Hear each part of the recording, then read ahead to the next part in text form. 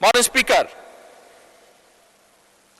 মাননীয় বিরোধী দলের নেতা ওনার বক্তব্যে একটি গুরুত্বপূর্ণ কিছু ব্যক্তির কথা বলেছেন, যেই ব্যক্তিগুলোর স্যাক্রিফাইসের কারণে আজ এই সংসদ আমরা যারা এখানে বসে আছি।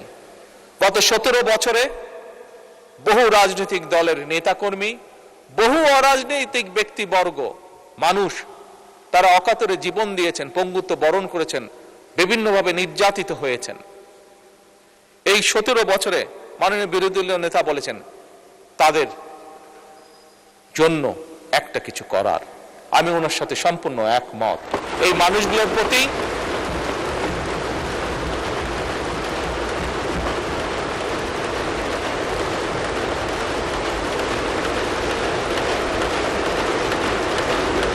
মানুষগুলোর প্রতি আমাদের দায়িত্ব রয়েছে।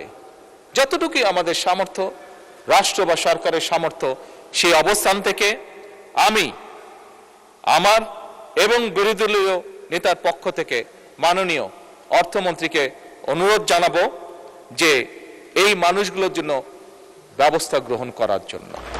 ধন্যবাদ।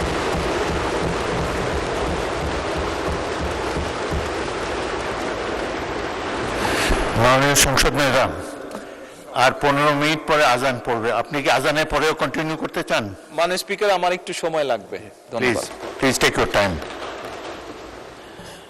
মাননীয় স্পিকার, বর্তমান সরকার বিশ্বাস করে যে আমরা যে জাতীয় নিরাপত্তা বলতে যা বুঝি, এটি শুধু সীমান্ত রক্ষার বিষয় নয়, বরং এটি রাষ্ট্রের সার্বভৌমত্ব, জনগণের নিরাপত্তা, অর্থনৈতিক স্থিতিশীলতা, খাদ্য এবং জ্বালানি নিরাপত্তা এবং সর্বোপরি আজকের যে যুগ, সাইবার নিরাপত্তা এবং কৌশলগত সক্ষমতা, এই সকল কিছু সমন্বিত একটি বিষয়।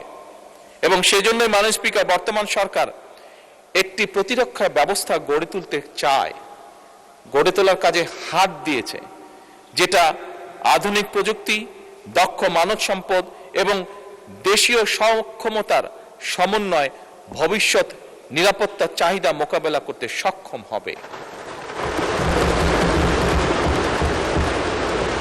মাননীয় স্পিকার, প্রতিরক্ষা শিল্পের সক্ষমতা বৃদ্ধি, গবেষণা, প্রযুক্তিগত ব্যবহার, সাইবার নিরাপত্তা জোরদার এবং প্রতিরক্ষা ব্যবস্থাপনা আধুনিকরণের জন্য, মডার্নাইজ করার জন্য বর্তমান সরকার এই বাজেটের ভিতরে অনেকগুলো গুরুত্বপূর্ণ উদ্যোগ গ্রহণ করেছে মাননীয় স্পিকার, যা আমি দৃঢ়ভাবে বিশ্বাস করি একজন বাংলাদেশী হিসাবে আমাদের প্রত্যেককে আগামীতে ইনশাল্লাহ গৌরবান্বিত, অহংকার করার মতন অবস্থানে আমরা নিয়ে যাব ইনশাল্লাহ।